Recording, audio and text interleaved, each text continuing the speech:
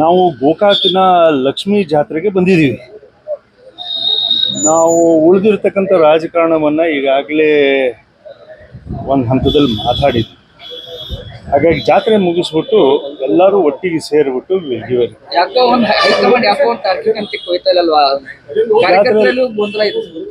ಗೋಕಾಕ್ ಲಕ್ಷ್ಮೀ ಜಾತ್ರೆ ಆಶೀರ್ವಾದ ತಗೊಂಡ್ಬಿಟ್ಟು ಹೇಳ್ತೀವಿ. Thank you.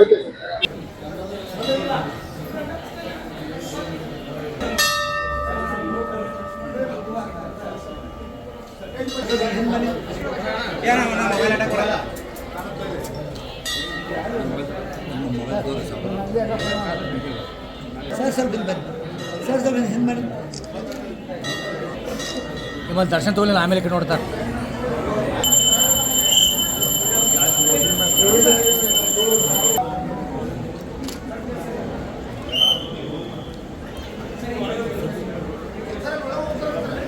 ಹೆಚ್ಚಿನ ಸುದ್ದಿಗಳಿಗಾಗಿ ನೋಡ್ತಾ ಇರಿ ಕನ್ನಡ 9 ನ್ಯೂಸ್.